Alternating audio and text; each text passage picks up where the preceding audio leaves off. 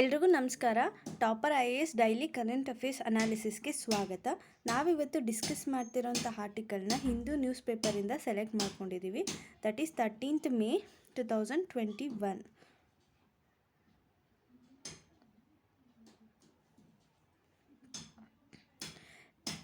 ಆರ್ಟಿಕಲ್ನ ನಾವು ಹಿಂದೂ ನ್ಯೂಸ್ ಪೇಪರಿಂದ ಸೆಲೆಕ್ಟ್ ಮಾಡ್ಕೊಂಡಿದ್ದೀವಿ.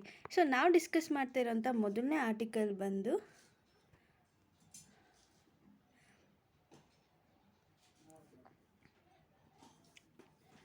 Cases rising in 15 state, positivity rate at 21%.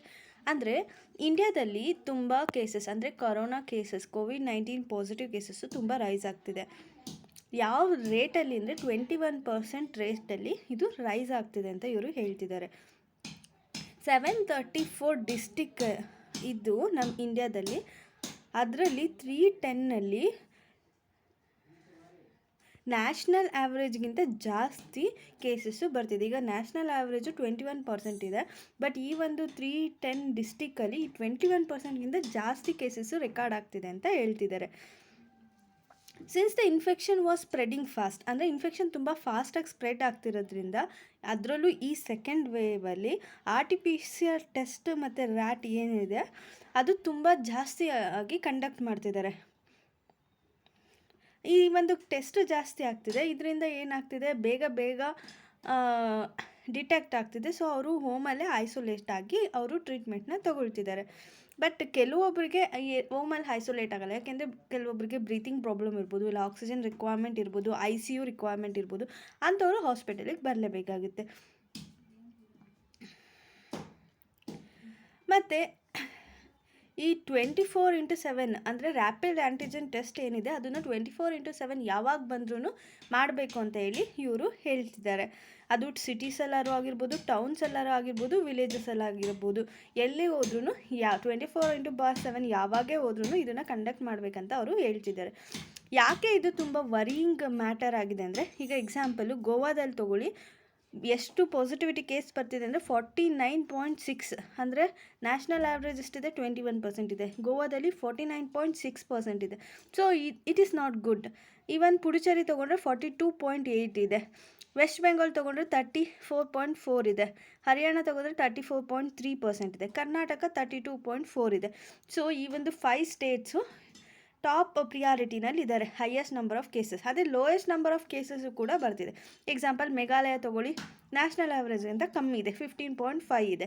Assam ತೊಗೊಂಡ್ರೆ 15.7 ಇದೆ, ಬಿಹಾರು 16.2 ಇದೆ, ಜಾರ್ಖಂಡಲ್ಲಿ 16.4% ಇದೆ, ಅರುಣಾಚಲ್ ಪ್ರದೇಶದಲ್ಲಿ 16.4% ಇದೆ. ಸೊ ಇದು ಲೋಯೆಸ್ಟ್ 5 ಸ್ಟೇಟ್ಸ್ ಆದರೆ ಇದು ಹೈಯೆಸ್ಟ್ 5 ಸ್ಟೇಟ್ಸ್ ಆಗಿ ಹೊರಹೊಮ್ಮಿದೆ. ಸೊ ಇಷ್ಟು ಕೇಸಸ್ ರೆಕಾರ್ಡ್ ಆಗ್ತಿದೆ ಅಂದರೆ it's not good for India. So ಹಾಗಾಗಿ ಇದನ್ನು ಕಡಿಮೆ ಮಾಡಬೇಕು, ಅದಕ್ಕೆ ಏನೇನು ಸ್ಟೆಪ್ಸ್ ತೊಗೊಳ್ಬೇಕು ಅನ್ನೋದನ್ನು ನಾವು ಯೋಚನೆ ಮಾಡಬೇಕಾಗುತ್ತೆ.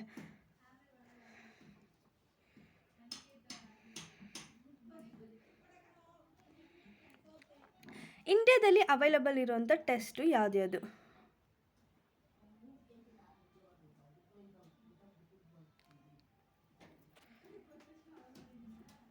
ಸೊ ಇಂಡಿಯಾದಲ್ಲಿ ಯಾವ್ಯಾವ ಟೆಸ್ಟ್ ಅವೈಲಬಿಲಿಟಿ ಇದೆ ಅಂತ ಅಂದರೆ, ಒಂದು ಆ್ಯಂಟಿಜನ್ ಟೆಸ್ಟು, ಇನ್ನೊಂದು ಬಂದುಬಿಟ್ಟು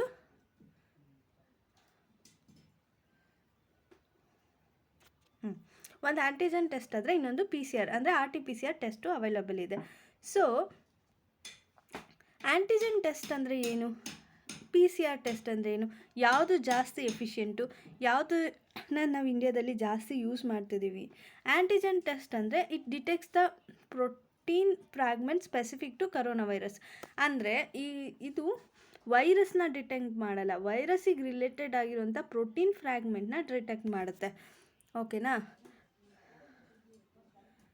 ಇದು ಕ್ವಿಕ್ಕಾಗಿ ರಿಸಲ್ಟನ್ನು ಕೊಡುತ್ತೆ. ವಿತಿನ್ 15 ಮಿನಿಟ್ಸಲ್ಲಿ ನಾವು ಇದರಿಂದ ಅಂದರೆ ಆ್ಯಂಟಿಜನ್ ಟೆಸ್ಟಿಂದ ರಿಸಲ್ಟ್ನ ಪಡ್ಕೋಬೋದು, ಪಾಸಿಟಿವ ನೆಗೆಟಿವ್ ಅಂತ. PCR ಟೆಸ್ಟು ಹಾಗಲ್ಲ, ಇದನ್ನು ಗೋಲ್ಡ್ ಸ್ಟ್ಯಾಂಡರ್ಡ್ ಅಂತ ಕನ್ಸಿಡರ್ ಮಾಡಿದ್ದಾರೆ ಈ ಕೋವಿಡ್ ಡಿಟೆಕ್ಷನ್ಗೆ. ಇದೇನು ಮಾಡುತ್ತೆ, RNAನ ಡಿಟೆಕ್ಟ್ ಮಾಡುತ್ತೆ, ವೈರಸ್ಸು RNA ಇದೆಯಾ ಅಂತ ಹೇಳಿ ಡಿಟೆಕ್ಟ್ ಮಾಡುತ್ತೆ. ಆ್ಯಂಡ್ ಇದು ಯಾವಾಗ ಈ ವೈರಸ್ನ ಡಿಟೆಕ್ಟ್ ಮಾಡುತ್ತೆ ಅಂದರೆ, ಇನ್ಫೆಕ್ಷನ್ ಆಗಿ ವಿತಿನ್ ಡೇಸ್ ಇದನ್ನು ಡಿಟೆಕ್ಟ್ ಮಾಡುತ್ತೆ. ಯಾವುದೇ ಸಿಂಪ್ಟಮ್ಸ್ ಇಲ್ಲ ಅಂದ್ರೂ ಕೂಡ ಇದು ಡಿಟೆಕ್ಟ್ ಮಾಡುತ್ತೆ. ಇದು ರಿಸಲ್ಟ್ನ ನಾವು ಪಡ್ಕೋಬೇಕಂದ್ರೆ 2 to 3 days ಬೇಕಾಗುತ್ತೆ. ಮಿನಿಮಮ್ ಅಂದರೆ 24 hours ಆದರೂ ಬೇಕೇ ಬೇಕಾಗುತ್ತೆ. ವಿತಿನ್ 15 minutes 1 hourಲ್ಲೆಲ್ಲ ಈ ರಿಸಲ್ಟ್ನ ತಗೊಳ್ಳೋದಕ್ಕೆ ಆಗಲ್ಲ.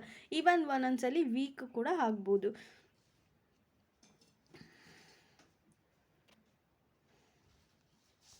ಸೊ ನೆಕ್ಸ್ಟ್ ಆರ್ಟಿಕಲಿಗೆ ಹೋಗೋದಾದರೆ, Moody lowers India's growth projection to 9.3%. ಈ ಕರೋನಾ ವೈರಸ್ಸಿಂದ ಬಂದಿರೋದ್ರಿಂದ ಈ ಸೆಕೆಂಡ್ ವೇವ್ ಆಫ್ ಕರೋನಾ ವೈರಸ್ಸಿಂದ ತುಂಬ ನೆಗೆಟಿವ್ ಇಂಪ್ಯಾಕ್ಟ್ ಆಗಿದೆ.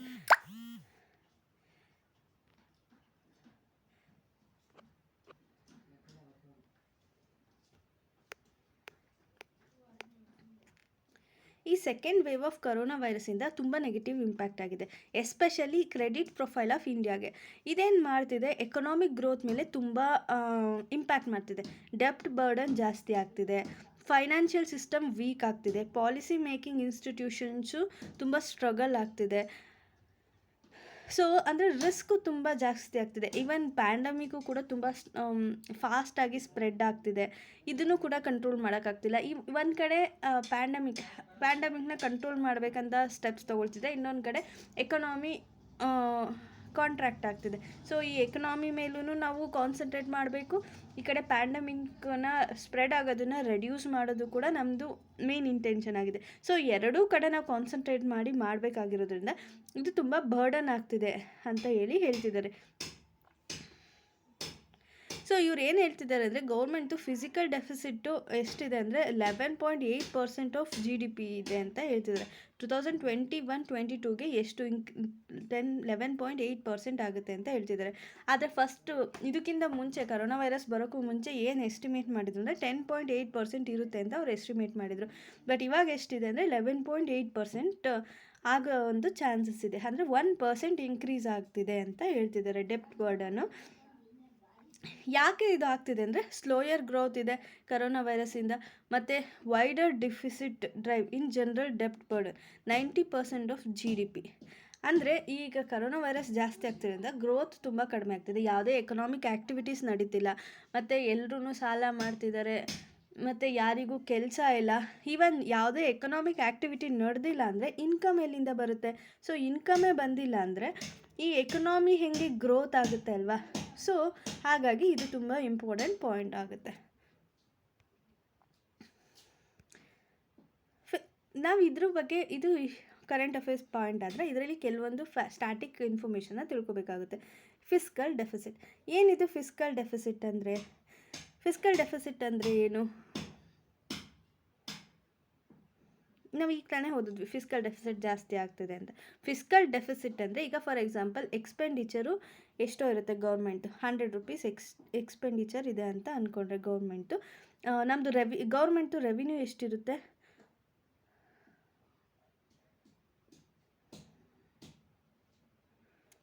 100 rupees ಗೌರ್ಮೆಂಟು ರೆವಿನ್ಯೂ ಇದೆ ಅಂದರೆ ಎಕ್ಸ್ಪೆಂಡಿಚರ್ 80 rupees ಇದ್ದರೆ, ಸೊ ಇಲ್ಲೇನಾಗುತ್ತೆ 20 rupees ಸರ್ಪ್ಲಸ್ ಉಳ್ಕೊಳ್ಳುತ್ತೆ. ಅದನ್ನು ಯಾವುದಾದ್ರೂ ಸ್ಕೀಮ್ಸಿಗೆ ಯೂಸ್ ಮಾಡ್ಕೋಬೋದು, ಎಲ್ಲ ಸೇವಿಂಗ್ಸ್ ಮಾಡ್ಬೋದು, what ever it may B. If in case revenue 100 rupees ಇದ್ದು ಎಕ್ಸ್ಪೆಂಡಿಚರು 150 rupees ಇದ್ದರೆ ಅವಾಗ ಏನಾಗುತ್ತೆ? ಎಕ್ಸ್ಪೆಂಡಿಚರೇ ರೆವಿನ್ಯೂಗಿಂತ ಜಾಸ್ತಿ ಆಗುತ್ತೆ. ಸೊ 50 rupeesನ ನಾವಿನ್ನೂ ಎಕ್ಸ್ಟ್ರಾ ಎಲ್ಲಾದರೂ ಸಾಲ ತೊಗೊಂಡು ಬಂದು ಅದನ್ನು ಎಕ್ಸ್ಪೆಂಡಿಚರ್ ಮಾಡಬೇಕಾಗುತ್ತೆ. ಸೊ ಅದನ್ನು ನಾವು ಡೆಪ್ಟ್ ಅಂತ ಕರಿತೀವಿ. ಇದನ್ನು ಸೊ ಅವಾಗ ಏನಾಗುತ್ತೆ? ಶಾರ್ಟೇಜ್ ಆಗುತ್ತಲ್ವ ಈ 50 rupees, ಅದನ್ನು ಫಿಸಿಕಲ್ ಡೆಫಿಸಿಟ್ ಅಂತ ಕರಿತೀವಿ. ಇಫ್ ಇನ್ ಕೇಸ್ ಅದು ಎಕ್ಸ್ಟ್ರಾ ಉಳ್ಕೋತಿದ್ರೆ ಇದನ್ನು ಫಿಸಿಕಲ್ ಸರ್ಪ್ಲಸ್ ಅಂತ ಕರಿತೀವಿ. ಈ 50 rupeesನ ಫಿಸಿಕಲ್ ಡೆಫಿಸಿಟ್ ಅಂತ ಕರಿತೀವಿ. ಇದು ಕಾನ್ಸೆಪ್ಟ್ ಕ್ಲಿಯರ್ ಆಯಿತಾ? ಸೊ ಫಿಸಿಕಲ್ ಡೆಫಿಸಿಟ್ನ ಹೆಂಗೆ ಕ್ಯಾಲ್ಕುಲೇಟ್ ಮಾಡ್ತೀವಿ ಅಂದರೆ, total revenue generated minus total expenditure. So ಅಂದರೆ ಟೋಟಲ್ ಎಷ್ಟು ರೆವಿನ್ಯೂ ಜನ್ರೇಟ್ ಆಗಿರುತ್ತೆ ಇಂಡಿಯಾದಲ್ಲಿ, ಆಲ್ ಓವರ್ ಇಂಡಿಯಾದಲ್ಲಿ ಎಷ್ಟು ರೆವಿನ್ಯೂ ಜನ್ರೇಟ್ ಆಗಿದೆ, ಮತ್ತು ಎಷ್ಟು ಎಕ್ಸ್ಪೆಂಡಿಚರ್ ಆಗ್ತಿದೆ ಗೌರ್ಮೆಂಟ್ ಸ್ಕೀಮ್ಸ್ಗಿರ್ಬೋದು, ಇಲ್ಲ ಸ್ಟೇಟ್ ಫಂಡ್ ಮಾಡೋದಿರ್ಬೋದು, whatever it may be, ಎಷ್ಟು ಇದಾಗ್ತಿದೆ ಎಕ್ಸ್ಪೆಂಡಿಚರ್ ಆಗ್ತಿದೆ, ಅದನ್ನು ಟೋಟಲ್ ರೆವಿನ್ಯೂ ಜನ್ರೇಟೆಡಿಂದ ಮೈನಸ್ ಮಾಡ್ತೀವಿ. ಇನ್ ಕೇಸ್ ಪಾಸಿಟಿವ್ ಬಂತು ಅಂದರೆ ಅಲ್ಲಿ ನಮಗೆ ಫಿಸ್ಕಲ್ ಸರ್ಪ್ಲಸ್ ಆಗುತ್ತೆ, ನೆಗೆಟಿವ್ ಬಂತು ಅಂದರೆ ಫಿಸ್ಕಲ್ ಡೆಫಿಸಿಟ್ ಆಗುತ್ತೆ. Next fiscal responsibility and budget management act 2003. FRBM ಆ್ಯಕ್ಟನ್ನ ಏನಕ್ಕೆ ತೊಗೊಂಡು ಬಂದಿದ್ದಾರೆ ಅಂದರೆ ಈ ಫಿಸ್ಕಲ್ ಡೆಫಿಸಿಟ್ನ ರೆಡ್ಯೂಸ್ ಮಾಡಬೇಕು ಅನ್ನೋ ಒಂದು ಉದ್ದೇಶದಿಂದ ಇದನ್ನು ತೊಗೊಂಡು ಬಂದಿದ್ದಾರೆ. ಮತ್ತು ರೆವಿನ್ಯೂ ಡೆಫಿಸಿಟ್ನ ನಾವು ಕಂಪ್ಲೀಟಾಗಿ ಎಲಿಮಿನೇಟ್ ಮಾಡಬೇಕು, ಫಿಸ್ಕಲ್ ಡೆಫಿಸಿಟ್ನ ರೆಡ್ಯೂಸ್ ಮಾಡಬೇಕು ಅನ್ನೋ ಒಂದು ಉದ್ದೇಶದಿಂದ ಇದನ್ನು ತೊಗೊಂಡು ಬಂದಿದ್ದಾರೆ. ಇದಕ್ಕೋಸ್ಕರ ತುಂಬ ಲೀಗಲ್ ಸ್ಟೆಪ್ಸ್ನೂ ಕೂಡ ತೊಗೊಂಡಿದ್ದಾರೆ. ಸೊ ಇದ್ರದ್ದು ಮೇನ್ ಉದ್ದೇಶ ಏನು, ಇದನ್ನು ಏನಕ್ಕೆ ತೊಗೊಂಡು ಬಂದಿದ್ದಾರೆ ಅಂದರೆ ಒಂದು ಫಿಸಿಕಲ್ ಡಿಸಿಪ್ಲಿನ್ನ ಕ್ರಿಯೇಟ್ ಮಾಡಬೇಕು, ಇನ್ನೊಂದು efficient management of expenditure, revenue and ಡೆಪ್ಟ್. ಅಂದರೆ ಎಕ್ಸ್ಪೆಂಡಿಚರ್ನ, ರೆವಿನ್ಯೂನ, ಡೆಪ್ಟನ್ನ ಎಫಿಷಿಯೆಂಟಾಗಿ ಮ್ಯಾನೇಜ್ ಮಾಡಬೇಕು ಅನ್ನೋ ಒಂದು ಉದ್ದೇಶದಿಂದ ತೊಗೊಂಡು ಬಂದಿದ್ದಾರೆ. ಮ್ಯಾಕ್ರೋ ಎಕನಾಮಿಕ್ ಸ್ಟೆಬಿಲಿಟಿನ ಕ್ರಿಯೇಟ್ ಮಾಡಬೇಕು, better coordination between fiscal and monetary policy, transparency in the fiscal operation of the government, achieving A balanced budget. So ಈ ಎಲ್ಲ ಒಂದು ಉದ್ದೇಶದಿಂದ ಇದನ್ನು ತೊಗೊಂಡು ಬಂದಿದ್ದಾರೆ. Main objective of the act. ಈ ಆಕ್ಟ್ದು ಮೇನ್ ಆಬ್ಜೆಕ್ಟಿವ್ ಏನಂದರೆ transparent fiscal management system in the country. ಅಂದರೆ ನಮ್ಮ ಕಂಟ್ರಿನಲ್ಲಿ ಟ್ರಾನ್ಸ್ಪರೆಂಟ್ ಫಿಸ್ಕಲ್ ಮ್ಯಾನೇಜ್ಮೆಂಟ್ ಸಿಸ್ಟಮ್ನ ಇಂಟ್ರೊಡ್ಯೂಸ್ ಮಾಡಬೇಕು ಅನ್ನೋ ಒಂದು ಉದ್ದೇಶದಿಂದ ತೊಗೊಂಡು ಬಂದಿದ್ದಾರೆ. More equitable and manageable distribution of the country's ಡೆಪ್ಟ್ ಓವರ್ ದ ಇಯರ್ಸ್. ಅಂದರೆ ಏನು ರಿಸೋರ್ಸಸ್ ಇದೆ, ಡೆಪ್ಟ್ ಇದೆ, ಇದನ್ನು ಈಕ್ವಿಟಬಲ್ ಆಗಿ ಮ್ಯಾನೇಜಬಲ್ ಆಗಿ ಡಿಸ್ಟ್ರಿಬ್ಯೂಟ್ ಮಾಡಬೇಕು. ಒಂದು ಕಡೆ ಡೆಪ್ಟ್ ಜಾಸ್ತಿ ಮಾಡೋದು, ಇನ್ನೊಂದು ಕಡೆ ಕಡಿಮೆ ಮಾಡೋದು, ಈ ಥರ ಮಾಡಬಾರ್ದು ಅನ್ನೋ ಒಂದು ಉದ್ದೇಶ. ಆಲ್ ಓವರ್ ಕಂಟ್ರಿನ ಈಕ್ವಲ್ ಆಗಿ ಟ್ರೀಟ್ ಮಾಡಬೇಕು ಅನ್ನೋದು ಈ ಒಂದು ಇದ್ರದ್ದು ಉದ್ದೇಶ. The aim for fiscal stability for India is long run. ಮತ್ತು ಫಿಸಿಕಲ್ ಸ್ಟೆಬಿಲಿಟಿನ ಕ್ರಿಯೇಟ್ ಮಾಡಬೇಕು ಅನ್ನೋದು ಇನ್ನೊಂದು ಇದ್ರದ್ದು ಏಮ್. Next escape class. ಅಂದರೆ ಈ ಒಂದು ರೆಸ್ಪಾನ್ಸಿಬಿಲಿಟಿಯಿಂದ ಗೌರ್ಮೆಂಟು ಯಾವ್ಯಾವ ಟೈಮಲ್ಲಿ ಎಸ್ಕೇಪ್ ಆಗಬೇಕು. ಫಿಸಿಕಲ್ ಡೆಫಿಸಿಟ್ ಟಾರ್ಗೆಟ್ನ ಫಿಕ್ಸ್ ಮಾಡಿರುತ್ತೆ ಅಲ್ವಾ. ಸೊ ಇಷ್ಟು 3% ಮೇಂಟೈನ್ ಮಾಡಬೇಕು, 3% ಆಫ್ GDP ಫಿಸಿಕಲ್ ಡೆಫಿಸಿಟ್ ಇರಬೇಕಂತ ಅವರು ಮೆನ್ಷನ್ ಮಾಡಿದ್ರು ಅಂದರೆ ಅಷ್ಟನ್ನೇ ಮೇಂಟೈನ್ ಮಾಡಬೇಕು. ಯಾವ ಟೈಮಲ್ಲಿ ಇದಕ್ಕೆ ರಿಲ್ಯಾಕ್ಸೇಷನ್ ಸಿಗುತ್ತೆ ಅಂದರೆ, ಫಾರ್ ಎಕ್ಸಾಂಪಲ್ ನ್ಯಾಷನಲ್ ಸೆಕ್ಯೂರಿಟಿ ಅಥವಾ ವಾರ್ ನಡೀತಿದೆ ಇಂಡಿಯಾದಲ್ಲಿ. ಸೊ ಆವಾಗ ನಮಗೆ ದುಡ್ಡಿನ ಅವಶ್ಯಕತೆ ಇದೆ. ಸೊ ಆವಾಗ ನಾವು ಸಾಲ ಮಾಡಲೇಬೇಕಾಗುತ್ತೆ. ಸೊ ಆವಾಗ ಬೇಕಿದ್ರೆ ನಾವು ಇದರಿಂದ ಎಕ್ಸೆಪ್ಷನ್ ತೊಗೊಳ್ಬೋದು. ಇನ್ನೊಂದು ನ್ಯಾಷನಲ್ ಕೆಲಾಮಿಟಿ, ಈಗ ಡ್ರಾಟ್ ಆಗಿರುತ್ತೆ, ಅಲ್ಲಿರೋ ಜನಕ್ಕೆ ಊಟ ಕೊಡಲೇಬೇಕಾಗಿರುತ್ತೆ, ಸೊ ದುಡ್ಡು ಇರಲ್ಲ, ಆವಾಗ ನಾವು ಸಾಲ ಮಾಡಲೇಬೇಕಾಗುತ್ತೆ. ಸೊ ಆ ಥರ ಒಂದು ಸಿಚುವೇಷನಲ್ಲಿ ಕೂಡ ಈ ಒಂದು ಎಕ್ಸೆಪ್ಷನ್ ತೊಗೊಳ್ಬೋದು. ಮತ್ತು collapse of agriculture. If in case agriculture collapse ಆಗಿದೆ ಅಂದರೆ ನಾವು ಫಾರ್ಮರ್ಸ್ಗೆ ಹೆಲ್ಪ್ ಮಾಡಲೇಬೇಕಾಗುತ್ತೆ. So we cannot escape from that functionality. ಸೊ ಅಂಥ ಟೈಮಲ್ಲಿ ಕೂಡ ನಾವು ಇಲ್ಲಿ ಗೌರ್ಮೆಂಟ್ ಅವರು ಎಸ್ಕೇಪ್ ಆಗ್ಬೋದು. ಇನ್ನೊಂದು ಸ್ಟ್ರಕ್ಚರಲ್ ರಿಫಾರ್ಮ್ ತೊಗೊಂಡು ಬರಬೇಕಂದ್ರೆ, ಸ್ಟ್ರಕ್ಚರಲ್ ರಿಫಾರ್ಮ್ ಅಂದರೆ ಏನಂದರೆ, ಈಗ ಫಾರ್ ಎಕ್ಸಾಂಪಲ್ ನಮಗೆ ಅಗ್ರಿಕಲ್ಚರ್ ಅಂತ ತೊಗೊಂಡ್ರೆ, ಇದು ಅಗ್ರಿಕಲ್ಚರ್ ಅಂತ ತೊಗೊಂಡ್ರೆ, ಅಗ್ರಿಕಲ್ಚರಲ್ಲಿ ನಮಗೆ ತುಂಬ ಜನ ವರ್ಕರ್ಸ್ ಇದ್ದಾರೆ, ಆದರೆ ಜಾಬು ಕಡಿಮೆ ಇದೆ. ವರ್ಕರ್ಸ್ ತುಂಬ ಜಾಸ್ತಿ ಇದ್ದಾರೆ, ಜಾಬು ತುಂಬ ಕಮ್ಮಿ ಇದೆ. ಈವನ್ ಅವ್ರದ್ದು ಇನ್ಕಮ್ ಕೂಡ ಕಡಿಮೆ ಇದೆ. ಅದೇ ನಾವು ಸರ್ವಿಸ್ ಸೆಕ್ಟರ್ನ ತೊಗೊಂಡ್ರೆ ಇನ್ಕಮ್ ಜಾಸ್ತಿ ಇದೆ ಅಲ್ಲಿ ವರ್ಕ್ ಮಾಡೋರದು, ಆಯಿತಾ. ವರ್ಕರ್ಸು ಕಡಿಮೆ ಇದ್ದಾರೆ, ಜಾಬು ಕೂಡ ಕಡಿಮೆ ಇದೆ. ಓಕೆನಾ. ಅದೇ ಮ್ಯಾನುಫ್ಯಾಕ್ಚರಿಂಗ್ ಸೆಕ್ಟರ್ನ ತೊಗೊಂಡ್ರೆ ಇನ್ಕಮ್ಮು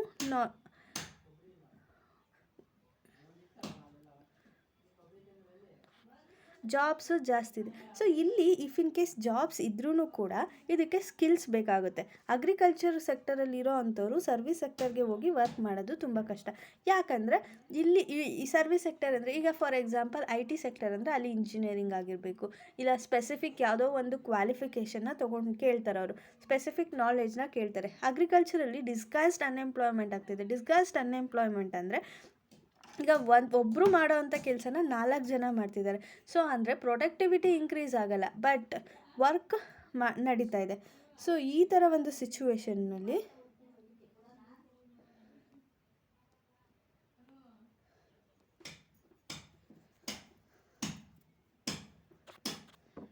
ಅಲ್ಲಿ ಡಿಸ್ಕಸ್ಡ್ ಅನ್ಎಂಪ್ಲಾಯ್ಮೆಂಟ್ ಆಗ್ತಿರುತ್ತೆ. ಫಾರ್ ಎಕ್ಸಾಂಪಲ್, ಈಗ ಒಂದು ಫಾರ್ಮ್ ಸೆಕ್ಟರ್ ಇದು, ಈ ಒಂದು ಫಾರ್ಮ್ ಇದೆ ಅಂತ ಅಂದ್ಕೊಳ್ಳಿ.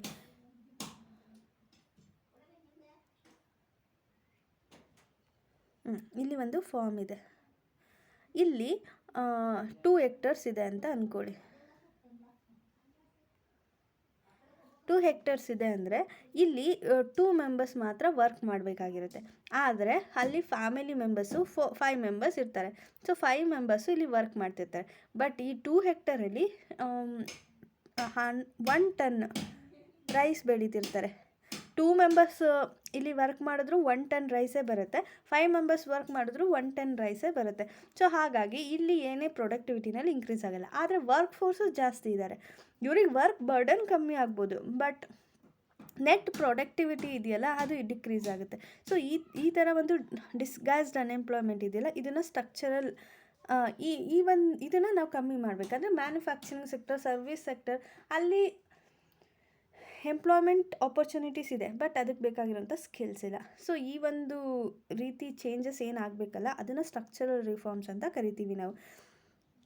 ಮತ್ತು decline in real output growth for quarter at least 3% of points below the average previous 4 years. ಈ ಒಂದು ಎಲ್ಲ ಸಿಚುವೇಷನಲ್ಲಿ ನಾವು ಎಸ್ಕೇಪ್ ಆಗ್ಬೋದು, ಅಂದರೆ ಗೌರ್ಮೆಂಟ್ ಅವರು ರಿಲ್ಯಾಕ್ಸೇಷನ್ ತೊಗೊಳ್ಬೋದು ಫಿಸ್ಕಲ್ ಡೆಫಿಸಿಟ್ ಟಾರ್ಗೆಟ್ನ ಮೀಟ್ ಮಾಡೋದ್ರಲ್ಲಿ. ಈಗ ಅರೈಸ್ ಆಗಿರೋಂಥ ಲಾಕ್ಡೌನ್ ಏನಿದೆ, ಇದರಿಂದ ಸೆವರ್ ಕಾಂಟ್ರಾಕ್ಷನ್ ಆಗಿದೆ ಎಕನಾಮಿಕ್ ಔಟ್ಪುಟ್ಟಲ್ಲಿ. ಸೊ ಹಾಗಾಗಿ ಇದನ್ನು ನ್ಯಾಷನಲ್ ಕಲಾಮಿಟಿ ಅಂತ ಕನ್ಸಿಡರ್ ಮಾಡಿಕೊಂಡು ಗೌರ್ಮೆಂಟ್ ಅವರು ಆಲ್ರೆಡಿ ಈ ಎಸ್ಕೇಪ್ ಕ್ಲಾಸ್ನ ಯೂಸ್ ಮಾಡಿದ್ದಾರೆ ಈ ವರ್ಷ. ಸೊ ನೆಕ್ಸ್ಟ್ ಬಂದರೆ Bangladesh rebuffs China in a quad warning. ಏನಿದು ಚೀನಾ ಆಂಬಾಸಡರ್?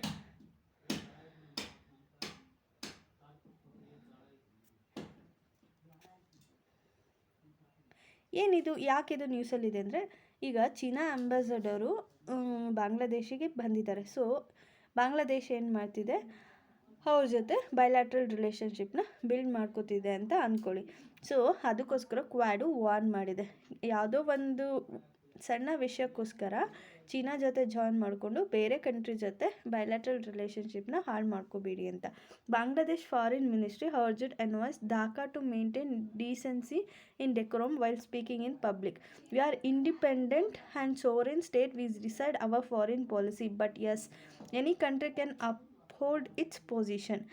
ಸೊ ಈ ಬಾಂಗ್ಲಾದೇಶ್ ಫಾರಿನ್ ಮಿನಿಸ್ಟ್ರಿ ಏನಿದ್ದಾರೆ, ನಮ್ಮದು ಇಂಡಿಪೆಂಡೆಂಟ್ ಸಾವರಿನ್ ಸ್ಟೇಟು, ನಾವು ಯಾರ ಜೊತೆ ರಿಲೇಷನ್ಶಿಪ್ನ ಮೇಂಟೈನ್ ಮಾಡಬೇಕು, ಫಾರಿನ್ ಪಾಲಿಸಿ ಯಾವ ಥರ ಇರಬೇಕು ಅನ್ನೋದನ್ನು ನಾವೇ ಡಿಸೈಡ್ ಮಾಡ್ಕೋತೀವಿ ಅಂತ ಹೇಳಿ ಅವರು ಪಬ್ಲಿಕ್ ಸ್ಟೇಟ್ಮೆಂಟ್ನ ಕೊಟ್ಟಿದ್ದಾರೆ. ಕ್ವಾಡ್ ಅಂದರೆ ಏನು? ಇಲ್ಲಿ ನಮಗೆ ಬೇಸಿಕ್ ಇನ್ಫಾರ್ಮೇಷನ್ ಏನಿದೆ, ಕ್ವಾಡ್ ಅಂದರೆ ಏನು, ಯಾವ್ಯಾವ ಕಂಟ್ರಿ ಇದ್ರದ್ದು ಪಾರ್ಟ್? ಯುನೈಟೆಡ್ ಸ್ಟೇಟ್ಸ್, ಜಪಾನ್ ಮತ್ತು Australia and India is part of this quad. ಇದು informal strategic dialogue between this member countries. It is not a militant group. 2021 joint statement and the spirit of Quad members described a shared vision for free and open Indo-Pacific. ಅಂದರೆ ಈ Indo-Pacific area ಏನಿದೆ ಅದ್ರ related ಆಗಿರೋಂಥ ಒಂದು ಶೇರ್ಡ್ ವಿಷನ್ನ ಈ ಒಂದು ಕ್ವಾಡು ಹೊಂದಿದೆ ಅಂತ ಹೇಳ್ತಿದ್ದಾರೆ. ಇದು ಒಂದು rules based maritime order in East and south China C. ಅದರದ್ದೇ ಆದಂಥ ಒಂದು ಕೆಲವೊಂದು ರೂಲ್ಸ್ ಬೇಸ್ಡ್ ಆಗಿ ಮ್ಯಾರಿಟೈಮ್ ಆರ್ಡರ್ನ ಅದು ಮಾಡಿಕೊಂಡಿದೆ. ಸೊ ಈಸ್ಟ್ ಮತ್ತು ಸೌತ್ ಚೀನಾ ಸೀನಲ್ಲಿ ಇದು ವರ್ಕ್ ಮಾಡ್ತಿದೆ ಅಂತ ಹೇಳ್ತಿದ್ದಾರೆ. ಬಟ್ ಈ ಚೀನಾ ಏನು ಮಾಡ್ತಿದೆ, ಇದನ್ನು ಏಷ್ಯನ್ ನ್ಯಾಟೋ ಅಂತ ಕರೀತಿದೆ. ನ್ಯಾಟೋ ಅಂದರೆ ಏನು, ಯಾಕೆ ಇದು ಏಷ್ಯನ್ ನ್ಯಾಟೋ ಅಂತ ಕರೀತಿದೆ ಅಂದರೆ, ನ್ಯಾಟೋ ಅಂದರೆ it is an inter governmental military alliance. ಅಂದರೆ ಇದು ಮಿಲಿಟ್ರಿ ಗ್ರೂಪ್, ಅಂದರೆ 30 ಯುರೋಪಿಯನ್ ಮತ್ತು ನಾರ್ತ್ ಅಮೇರಿಕನ್ ಕಂಟ್ರೀಸು ಸೇರಿ ಮಾಡ್ಕೊಂಡಿರೋಂಥ ಒಂದು ಆರ್ಗನೈಸೇಷನ್ ಇದು. ಇದನ್ನು ನಾರ್ತ್ ಅಟ್ಲಾಂಟಿಕ್ ಟ್ರೀಟಿನ ಸೈನ್ ಮಾಡೋದ್ರ ಮೂಲಕ 1949 ಎಸ್ಟಾಬ್ಲಿಷ್ ಮಾಡಿರ್ತಾರೆ. ಅಂದರೆ ಇದೊಂದು ಕಲೆಕ್ಟಿವ್ ಡಿಫೆನ್ಸ್ ಸಿಸ್ಟಮ್.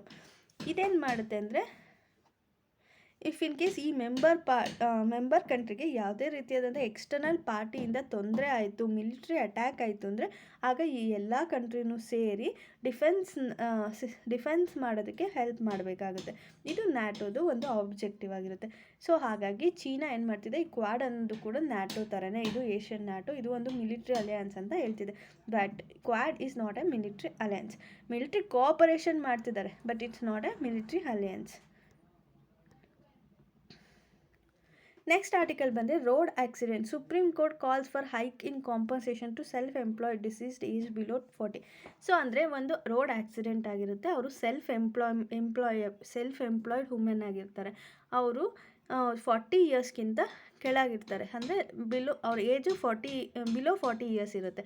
ಸೊ ಹಾಗಾಗಿ ಅವರಿಗೆ ರೋಡ್ ಆಕ್ಸಿಡೆಂಟ್ ಆದಾಗ ಅವರಿಗೆ ಏನು ಕಾಂಪನ್ಸೇಷನ್ ಕೊಡಬೇಕಾಗಿರುತ್ತೆ ಅದನ್ನು ಹೈಕೋರ್ಟ್ ಏನು ಮಾಡಿರುತ್ತೆ, ರೆಡ್ಯೂಸ್ ಮಾಡಿರುತ್ತೆ.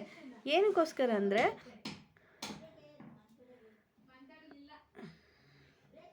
ಯಾಕೆಂದರೆ ಅವರು ಸೆಲ್ಫ್ ಎಂಪ್ಲಾಯ್ಡ್ ಆಗಿರ್ತಾರೆ, ಅದಕ್ಕೋಸ್ಕರ ಈ ಹೈಕೋರ್ಟ್ ಏನು ಮಾಡುತ್ತೆ, ವಿಕ್ಟಿಮು ಇನ್ಎಲಿಜಿಬಲ್ ಅಂತ ಹೇಳಿ ಅದನ್ನು ರೆಡ್ಯೂಸ್ ಮಾಡಿರುತ್ತೆ.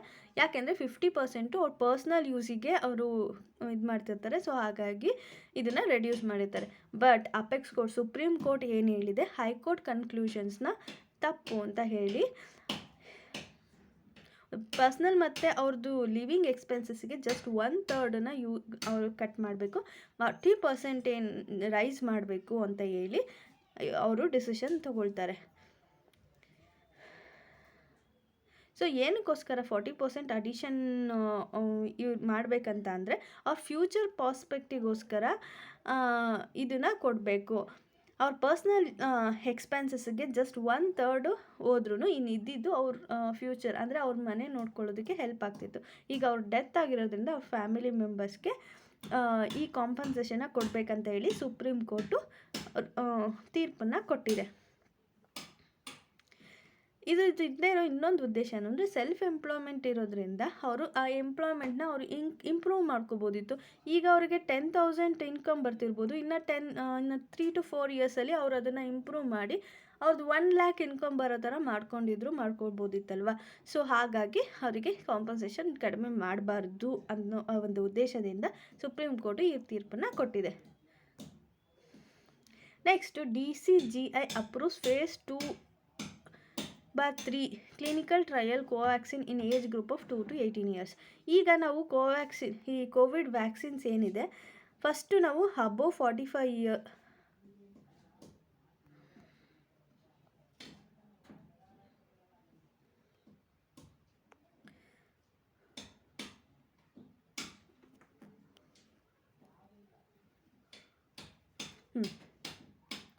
ಫಸ್ಟ್ ಏನು ಮಾಡ್ತಿದ್ರು, ಅಬೋವ್ 45 ಇರೋರಿಗೆ ಮಾತ್ರ ಕೊಡ್ತಾಯಿದ್ರು. ಈಗ 18 to 45 ಇರೋರಿಗೆ ಕೊಡ್ತಿದ್ದಾರೆ, ಆಯಿತಾ. ಈಗ ಬಿಲೋ 18 ಇಯರ್ಸ್ ಅಂದರೆ 2 ಇಯರ್ಸಿಂದ 18 ಇಯರ್ಸ್ವರೆಗೂ ಏನಿದ್ದಾರೆ ಅವರಿಗೂ ವ್ಯಾಕ್ಸಿನ್ ಕೊಡಬೇಕು. ಅದಕ್ಕೋಸ್ಕರ ಇವರು ಕ್ಲಿನಿಕಲ್ ಟ್ರಯಲ್ನ ಕಂಡಕ್ಟ್ ಮಾಡ್ತಿದ್ದಾರೆ. ಸೊ ಅದಕ್ಕೋಸ್ಕರ ಈ DCGI ಏನಿದೆ ಅದು ಪರ್ಮಿಷನ್ನ ಕೊಟ್ಟಿದೆ. ಅದು 525 ಹೆಲ್ತಿ ವಾಲಂಟಿಯರ್ಸ್ ಮೇಲೆ ಈ ಒಂದು ಟ್ರಯಲ್ನ ಕಂಡಕ್ಟ್ ಮಾಡ್ತಿದ್ದಾರೆ. ಸೊ ಇಫ್ ಇನ್ ಕೇಸ್ ಇದು ಸಕ್ಸಸ್ಫುಲ್ ಆಯಿತು ಅಂದರೆ 2 to 18 ಇಯರ್ಸ್ ಒಳಗಿರುವಂಥ ಮಕ್ಕಳಿಗೂ ಕೂಡ ಈ ಒಂದು ವ್ಯಾಕ್ಸಿನೇಷನ್ನ ಮಾಡ್ಬೋದು ನಾವು. ಸೊ ಇದ್ರ ರಿಲೇಟಾಗಿ ನಮಗೆ ಕೆಲವೊಂದು ಇಂಪಾರ್ಟೆಂಟ್ ಪಾಯಿಂಟ್ಸ್ ಇದೆ, ಅದು DCGI ಮೇಲೆ ನಾವು ಇದನ್ನು ತಿಳ್ಕೊಬೇಕಾಗುತ್ತೆ. Drugs controller general of India ಇದ್ದು ಕೆಲಸ ಏನು, ಇದನ್ನ ಯಾವಾಗ ಎಸ್ಟಾಬ್ಲಿಷ್ ಮಾಡಿದ್ರು, ಏನಕ್ಕೋಸ್ಕರ ಎಸ್ಟಾಬ್ಲಿಷ್ ಮಾಡೋದು ಅಂದರೆ ಇದು ಒಂದು ಗ್ಯಾಮೆಟ್ ಅಂದರೆ central drug standard control organisation. ಇದ್ರದ್ದು ರೆಸ್ಪಾನ್ಸಿಬಿಲಿಟಿ ಏನು ಅಂದರೆ ಲೈಸೆನ್ಸ್ನ ಅಪ್ರೂವ್ ಮಾಡಬೇಕು for specific categories of drugs, ಮತ್ತು ಬ್ಲಡ್ ಪ್ರಾಡಕ್ಟ್ಸ್ಗೆ ಈ ಲೈಸೆನ್ಸ್ನ ಅಪ್ರೂವ್ ಮಾಡುತ್ತೆ, ವ್ಯಾಕ್ಸಿನ್ನ ಅಪ್ರೂವ್ ಮಾಡುತ್ತೆ, 4 fluids and sera in India ಅದನ್ನು ಕೂಡ ಅಪ್ರೂವ್ ಮಾಡುತ್ತೆ. ಇದು ಒಂದು ಸ್ಟ್ಯಾಂಡರ್ಡ್ ಮತ್ತು ಕ್ವಾಲಿಟಿ ಆಫ್ ಮ್ಯಾನುಫ್ಯಾಕ್ಚರಿಂಗ್ನ ಮೇಂಟೈನ್ ಮಾಡೋದಕ್ಕೆ ಹೆಲ್ಪ್ ಮಾಡುತ್ತೆ. ಈಗ ಒಂದು ಪ್ರಾಡಕ್ಟ್ನ ಸೆಲ್ ಮಾಡಬೇಕಂದ್ರೆ, ಇಂಪೋರ್ಟ್ ಮಾಡಬೇಕಂದ್ರೆ, ಡಿಸ್ಟ್ರಿಬ್ಯೂಟ್ ಮಾಡಬೇಕಂದ್ರೆ ಇದು ಸೆಟ್ ಮಾಡಿರೋ ಅಂದರೆ drug controller general of India ಏನಿದೆ ಅದು ಸೆಟ್ ಮಾಡಿರೋ ಸ್ಟ್ಯಾಂಡರ್ಡ್ ಪ್ರಕಾರನೇ what ever it may B, ಈಗ ಮ್ಯಾನುಫ್ಯಾಕ್ಚರಿಂಗ್ ಇರ್ಬೋದು, ಸೆಲ್ಲಿಂಗ್ ಇರ್ಬೋದು, ಇಂಪೋರ್ಟ್ ಇರ್ಬೋದು, ಡಿಸ್ಟ್ರಿಬ್ಯೂಷನ್ ಇರ್ಬೋದು, ಈ ಒಂದು ಸ್ಟ್ಯಾಂಡರ್ಡ್ ಪ್ರಕಾರನೇ ನಡಿಬೇಕು ಅಂತ ಹೇಳ್ಬಿಟ್ಟು ಇದು ಹೇಳುತ್ತೆ. It act as a appellate authority. ಇದು ಒಂದು ಅಪ್ಪಲೇಟ್ ಅಥಾರಿಟಿ ಥರ ವರ್ಕ್ ಆಗುತ್ತೆ. Dispute regarding quality of drugs and it prepares and maintain national reference standard. ಇದು ಒಂದು ನ್ಯಾಷನಲ್ ರೆಫರೆನ್ಸ್ನ ಕ್ರಿಯೇಟ್ ಮಾಡುತ್ತೆ. ಬೇರೆ ಎಲ್ಲನೂ ಈ ಒಂದು ರೆಫರೆನ್ಸ್ನ ಇಟ್ಕೊಂಡು ಮುಂದುವರಿಬೇಕಾಗುತ್ತೆ. ಯೂನಿಫಾರ್ಮಿಟಿನ ತೊಗೊಂಡು ಬರುತ್ತೆ ಇಡೀ ದೇಶದಲ್ಲಿ.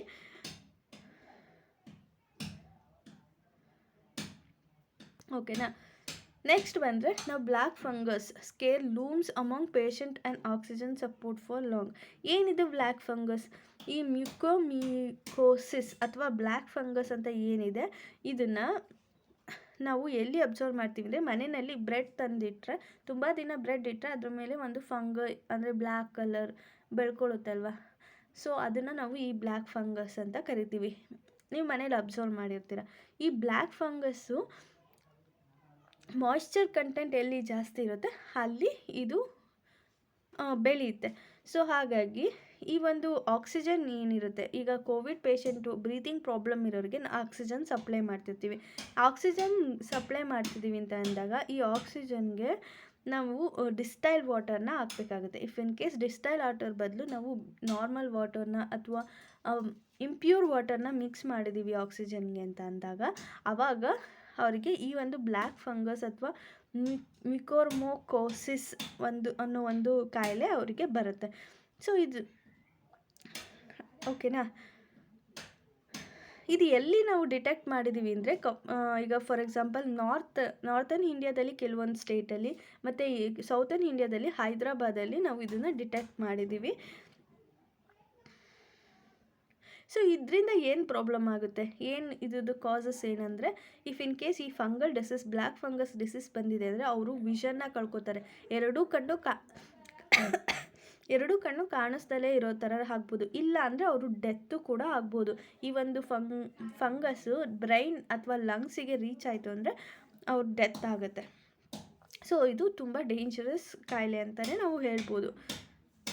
The indiscriminate use of steroids to treat ಕೋವಿಡ್-19. ಈ ಒಂದು ಕೋವಿಡ್-19ಗೆ ತುಂಬ ಸ್ಟೀರಿಯಾಡ್ಸ್ನ ಯೂಸ್ ಮಾಡೋದ್ರಿಂದ ಏನು ಮಾಡುತ್ತೆ, ನಮ್ಮಲ್ಲಿ ಇಮ್ಯುನಿಟಿ ಪವರ್ನ ರೆಡ್ಯೂಸ್ ಮಾಡುತ್ತೆ ಈ ಒಂದು ಸ್ಟೀರಿಯಾಡ್ಸ್. ಇದರಿಂದ ಏನಾಗುತ್ತೆ, ಬ್ಲ್ಯಾಕ್ ಫಂಗಸ್ಸು ಈಸಿಯಾಗಿ ಸ್ಪ್ರೆಡ್ ಆಗುತ್ತೆ. ಇದನ್ನು ನಾವು ಸರ್ಜಿಕಲಿ ರಿಮೂವ್ ಮಾಡ್ಬೋದು, ಇಲ್ಲ ಡ್ರಗ್ಸ್ನ ಯೂಸ್ ಮಾಡಿ ಟ್ರೀಟ್ ಮಾಡಿ ಅದನ್ನು ರೆಡ್ಯೂಸ್ ಕೂಡ ಮಾಡ್ಬೋದು. ಸೊ ಇದರಿಂದ ವಿಷನ್ ಲಾಸ್ ಆಗುತ್ತೆ, ಇಲ್ಲ ಲೈಫ್ ಥ್ರೆಟನಿಂಗ್ ಕೂಡ ಆಗುತ್ತೆ. ಲಂಗ್ಸ್ ಅಥವಾ ಬ್ರೈನ್ಸ್ನ ರಿಡ್ಯೂಸ್ ಮಾಡಿದಾಗ ನಾವು ಆಲ್ರೆಡಿ ಹೇಳ್ದಂಗೆ.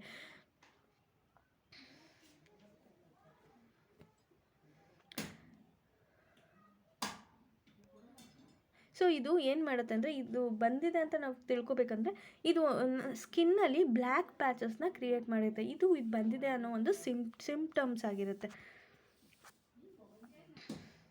ನಾವು ಆಲ್ರೆಡಿ ಹೇಳಿದೆ ಅಂದರೆ ಹೈಡ್ರೇಟಿಂಗ್ ಆಕ್ಸಿಜನ್ಗೆ ಡಿಸ್ಟಿಲ್ ವಾಟರ್ ಬದಲು ಬೇರೆ ಯಾವುದಾದ್ರು ಇಂಪ್ಯೂರ್ ವಾಟರ್ನ ಯೂಸ್ ಮಾಡಿದ್ರೆ ಇಗ್ನೋರೆನ್ಸ್ ಅಥವಾ ನೆಗ್ಲಿಜೆನ್ಸಿಯಿಂದ ಆ ಒಂದು ಇದರಿಂದ ಈ ಒಂದು ಫಂಗಲ್ ಏನಾಗುತ್ತೆ, the container seldom clean leading to concentration of viruses bacteria in the piped supply system. So ಇದೇನು ಮಾಡುತ್ತೆ, ಫಂಗಲ್ಲು ಬ್ಯಾಕ್ಟೀರಿಯಾ ವೈರಸಸ್ಸು ಬರೋದಕ್ಕೆ ಕಾರಣ ಆಗುತ್ತೆ. ಹೌ ಟು ಕಂಟ್ರೋಲ್ ದಿಸ್ ಅಂದರೆ,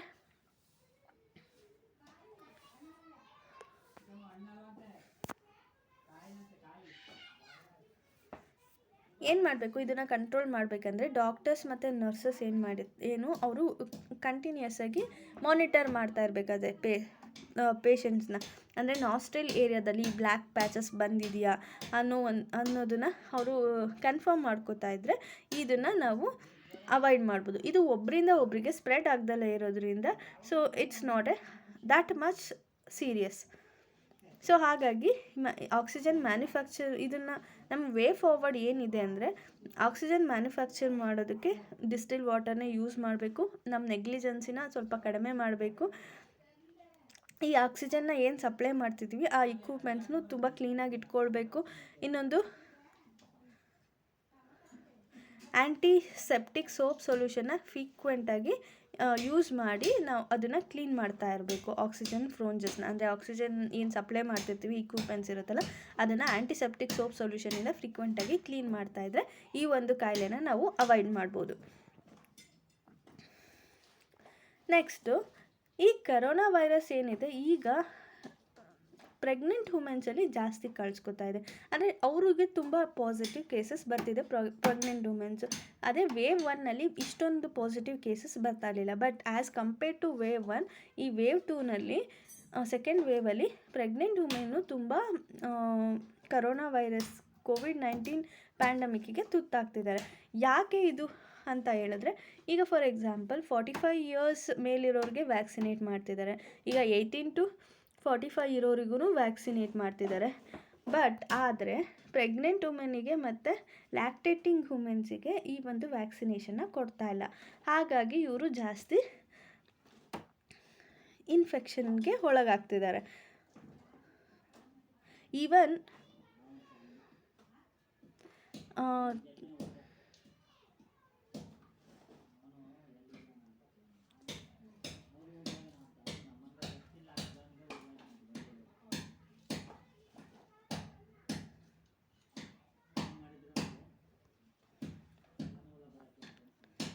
women under the age of 25 is better to postpone the pregnancy. ಅಂದರೆ ಇದನ್ನು avoid ಮಾಡಬೇಕಂದ್ರೆ ಈಗ 25 ಇಯರ್ಸ್ ಒಳಗಿರ್ತಾರಲ್ಲ ಅವರು ಪ್ರೆಗ್ನೆನ್ಸಿನ ಸ್ವಲ್ಪ ಪೋಸ್ಟ್ಪೋನ್ ಮಾಡೋದು ಒಳ್ಳೆಯದು. ಇಲ್ಲ ಅಂದರೆ ಅದ್ರ ಈಗ ವುಮೆನ್ಸು ಹೊರ್ಗಡೆ ಹೋಗೋದು, ಈ ಪ್ರೆಗ್ನೆಂಟ್ ವುಮೆನ್ಸ್ ಏನಿರ್ತಾರೆ ಅವರು ಹೊರ್ಗಡೆ ಹೋಗೋದನ್ನು ಅವಾಯ್ಡ್ ಮಾಡ್ಬೋದು.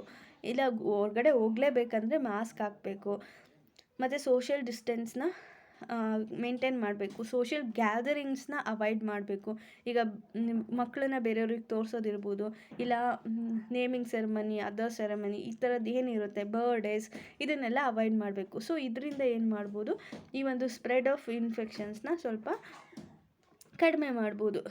ಮತ್ತು ಈಗ ಫಾರ್ ಎಕ್ಸಾಂಪಲ್ ಫ್ಯಾಮಿಲಿ ಮೆಂಬರ್ಸ್ ಏನಾದರೂ ಪಾಸಿಟಿವ್ ಟೆಸ್ಟ್ ಆಗಿದೆ ಅಂದರೆ ಅವರು ಪ್ರೆಗ್ನೆಂಟ್ ವುಮೆನ್ ಏನಿರ್ತಾರೆ ಅವರಿಂದ ಸ್ವಲ್ಪ ದೂರನೇ ಇರೋದು. ಮತ್ತು ಔಟ್ಸೈಡ್ ಹೋಗಿ ಬರ್ತಿರ್ತಾರಲ್ಲ ಅಂಥವರೆಲ್ಲ ಸ್ವಲ್ಪ ಮನೆಯಿಂದನೇ ದೂರ ಇರೋದು, ಈ ಥರ ಮಾಡೋದು. ಮತ್ತು ಎವ್ರಿ ಮಂತ್ ಟೆಸ್ಟಿಗೆ ಹೋಗೋದ್ರ ಬದಲು 3rd, 5th, 7th, 9th month ಈ ಥರ ಟೆಸ್ಟಿಂಗಿಗೆ ಹೋಗಬೇಕು. ಸೊ ಈ ಥರ ಕೆಲವೊಂದು ಪ್ರಿಕಾಷನ್ಸ್ನ ತೊಗೊಳ್ಳೋದ್ರಿಂದ ಈ ಒಂದು ಇನ್ಫೆಕ್ಷನ್ನ ನಾವು ಅವಾಯ್ಡ್ ಮಾಡ್ಬೋದು. ಈವನ್ ಈಗ ಪ್ರೆಗ್ನೆನ್ಸಿ ಈಗ almost middle of the month ಇದೆ ಅಂದರೆ ನಾವು ಅದನ್ನು ಅಬೋಷನ್ ಕೂಡ ಮಾಡೋಕ್ಕಾಗಲ್ಲ. ಸೊ ಅಂಥ ಟೈಮಲ್ಲಿ ಈ ಒಂದು ಸ್ಟೆಪ್ಸ್ನ ತೊಗೊಳ್ಳೋದ್ರಿಂದ, ಏನು ಪ್ರಿಕಾಷನ್ಸ್ ತೊಗೊಳ್ಳೋದ್ರಿಂದ ನಾವು ಇದನ್ನು ಅವಾಯ್ಡ್ ಮಾಡ್ಬೋದು. ಮತ್ತು ಮದರ್ಸಿಗೆ ಈಗ ಲ್ಯಾಕ್ಟೇಟಿಂಗ್ ವುಮೆನ್ಸಿಗೆ ಮತ್ತು ಪ್ರೆಗ್ನೆಂಟ್ ವುಮೆನ್ಸಿಗೆ ಈ ವ್ಯಾಕ್ಸಿನ್ ಅವೈಲಬಲ್ ಇಲ್ಲ. ಸೊ ಇದನ್ನು ಅವರಿಗೂ ಕೂಡ ಪ್ರೊವೈಡ್ ಮಾಡಬೇಕು ಅಂತ ಹೇಳಿ ಇವರು ಹೇಳ್ತಿದ್ದಾರೆ. At least 50% of them have symptoms or other. ಈಗ ಫಸ್ಟ್ ವೇವಲ್ಲಂತೂ ಯಾರೂ ಈವನ್ ಪಾಸಿಟಿವೇ ತುಂಬ ಕಡಿಮೆ ಇತ್ತು. ಈವನ್ ICUಗಂತೂ ಯಾರೂ ಹೋಗ್ತಾನೆ ಇರಲಿಲ್ಲ. ಈಗ ICUಗೆ ಹೋಗೋರು ಕೂಡ ತುಂಬ ಜಾಸ್ತಿ ಆಗಿದ್ದಾರೆ. ಈಗ 3 ಮೆಂಬರ್ಸ್ ಪ್ರೆಗ್ನೆಂಟ್ ವುಮೆನ್ ಇದ್ದಾರೆ ಅಂದರೆ ಅದರಲ್ಲಿ ಅಟ್ಲೀಸ್ಟ್ 1 ಮೆಂಬರ್ಸಿಗಾದ್ರೂ ಈ ಕೋವಿಡ್-19 ಪಾಸಿಟಿವು ಕಾಣಿಸ್ಕೊಂಡಿದೆ. ಈ ಇನ್ಫೆಕ್ಷನ್ನ ಅಬ್ಸರ್ವ್ ಮಾಡ್ಬೋದು. ಸೊ ಹಾಗಾಗಿ ಇದು ತುಂಬ ಸೀರಿಯಸ್ ಕನ್ಸರ್ನ್ ಆಗಿರೋದ್ರಿಂದ ಪ್ರೆಗ್ನೆಂಟ್ ವುಮೆನ್ಸು ಆದಷ್ಟು ಪ್ರಿಕಾಷನ್ಸ್ನ ತಗೊಂಡು ಮನೆ ಒಳಗೆ ಇರೋದ್ರಿಂದ ತುಂಬ ಒಳ್ಳೆಯದಾಗುತ್ತೆ. ಈ ಒಂದು ಎಲ್ಲ ಪ್ರಿಕಾಷನ್ಸ್ನ ತೊಗೊಳ್ಳೋದ್ರಿಂದ ಆದಷ್ಟು ಪ್ರೆಗ್ನೆಂಟ್ ವುಮೆನ್ನು ಇನ್ಫೆಕ್ಷನ್ಗೆ ತುತ್ತಾಗೋದ್ರಿಂದ ನಾವು ಕಡಿಮೆ ಮಾಡ್ಬೋದು. So thank you all. If you have any doubts, you can ask me in the comment section. Thank you.